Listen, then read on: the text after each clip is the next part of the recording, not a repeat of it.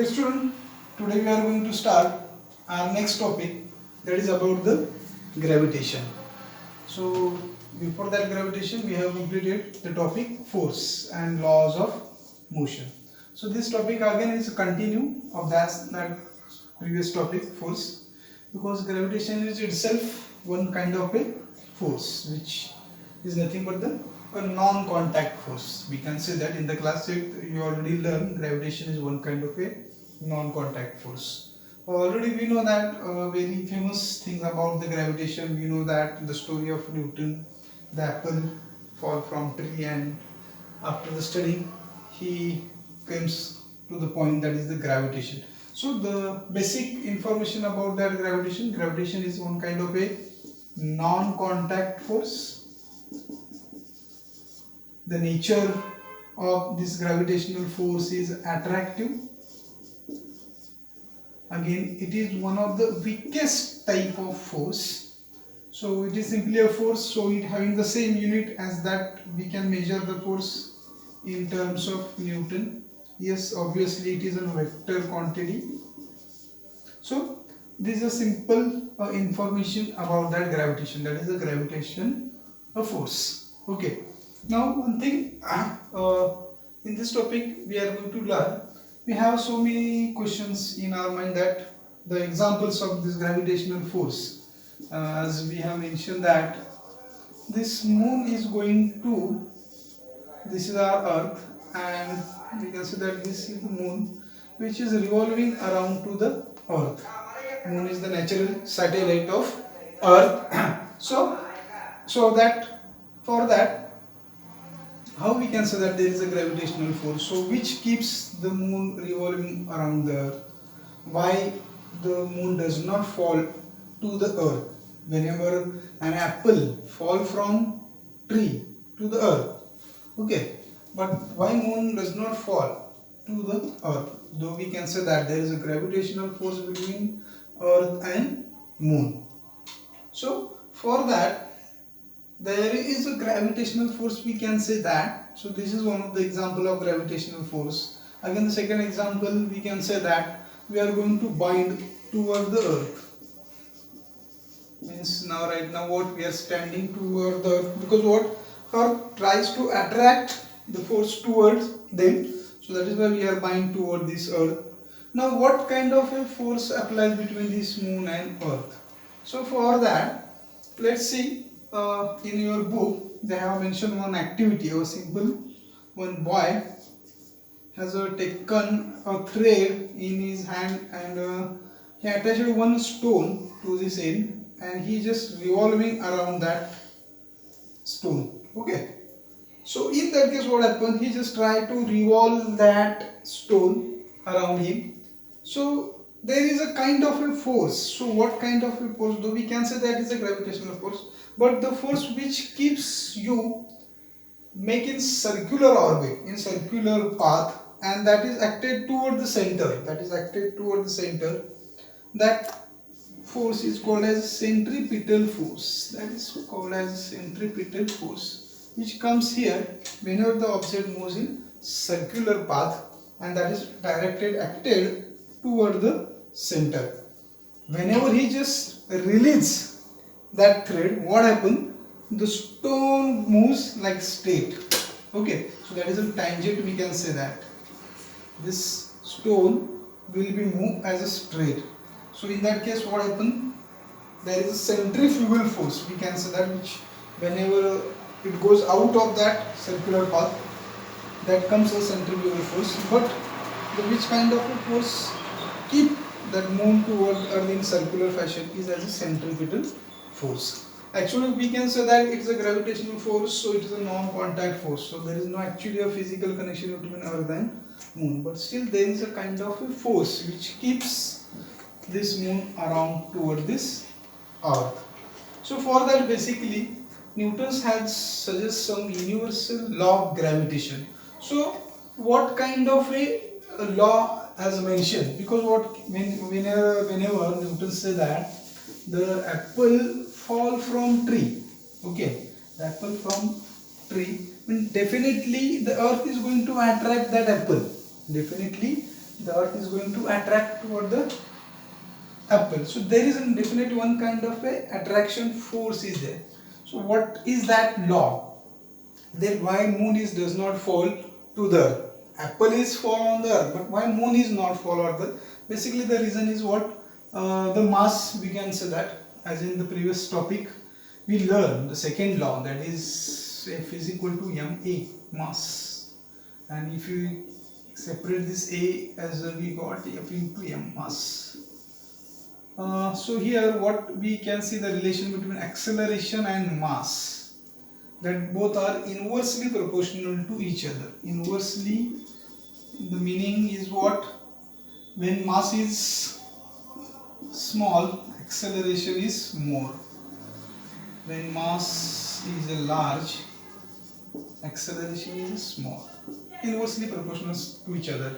While I compare with this mass of moon and apple, we can definitely say that apple's mass is very less, so it can fall easily as compared to the moon, but moon does not fall, because though there is a centripetal force which acts in the case of moon and earth, which does not act in case of apple falling from the tree, because the moon is going to revolve around the earth. In the case of apple falling from tree, what suddenly directly it fall to the ground.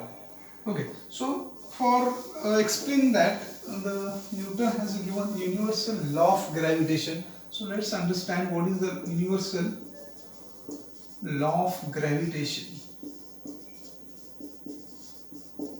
So this law states that, a very important law is that, this law states that there is a force of attraction between the two objects in the universe. There is a force of attraction. There is a force of attraction.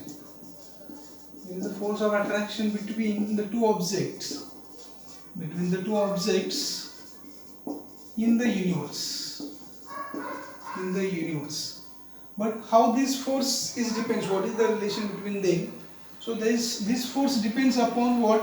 This force depends upon, first thing is what? Let's see. Consider these two objects A, these objects B. This object having mass m1, this object having mass m2. Let's see this distance between, we have considered the center of these two different objects. Let this distance denoted by as a d. Okay. So what the law states that, first thing is what, there is a force of attraction between two objects in the universe. It means what? Universe मध्ये कोणतेही दोन जे objects आहेत, they are trying to attract each other. It means what? Right now, if I stay here, there is attraction between me and the wall, the attraction between these two objects, whatever you can see over here. Then now the question comes in front of you, and then if there is attraction between the two objects, then how we cannot realize that, whether they are attracted or not. We should get the realization of that, but we does not get that. What is the reason? So let's see, the reason behind them is what? So that this force, I denoted this force F as a G. It is a force, but it is a gravitational force. So I indicate F G. So that force depends upon, first thing is what? It depends upon the product of two masses, two objects. Product of two masses of which is a directly proportional. The relation is what? Is a directly proportional to the m1, the product of the two objects m1 and m2. जे काही दोन objects आहेत त्या ऑब्जेक्टच्या मासचा product यांच्यामध्ये relation काय? What is the relation? That is a directly proportional. Directly proportional म्हणजे जेवढं मास जास्त तेवढा फोर्स, ग्रॅव्हिटेशनल फोर्स जास्त. Are you getting? जेवढा मास कमी त्याचं प्रॉडक्ट कमी तेवढा फोर्स कमी. That is the first. Second thing is what? This gravitational force is inversely proportional to the square of the distance between them. हे जे काही दोन products आहेत A and B, यांच्यामध्ये जे काही डिस्टन्स आहे D, it is inversely proportional to the square of the distance between them. So whenever I just combine these two equations, I got this Fg is directly proportional to equal to, so this m1 m2 upon d square. There is a proportionality symbol. So okay, and whenever I want to replace this proportionality symbol For that I can use constant proportionality capital G m1 m2 upon d square. As we know that whenever we want to replace this proportionality symbol, we use some constant value, proportional constant, for equating that. This G is going to use, and this G having a specific name is there. This G is known as a proportionality constant or gravitational constant. It is known as a gravitational constants whose value is given by the scientist Henry Cavendish. This value is it's a constant value, just like we have taken the value of pi in terms of maths. Similar, this capital G is nothing but the gravitational constant. Its value is 6.67 into 10 raised to minus 11. Okay, now what is the unit of this gravitational constant? I want to find out the unit of this gravitational constant. How should I get that? From this formula, let's see. This, I know this force of gravitation F. I want to calculate this value of G, so I have taken here G, kept F as it is, gravitational force. This d square, which is here divided, goes here as a multiplication, d square, and here it goes downside, m1 and m2. Now as we know that force can measure in terms of Newton. D is nothing but the distance is measured in meter, and that is a meter square, and mass is measured in terms of kg square, kg into kg square. So I have its unit, that is SI unit of G is Newton meter square per kg square. I can write in this way, Newton meter square per kg square. Okay, see, some students ask me that sometimes this book has written Newton meter square dot kg minus 2. So whether this minus 2, how it comes? See that it's not nothing separate, that minus 2 indicates what? Division. If you don't want to write this per, you can write in this way also. The notations are there simply.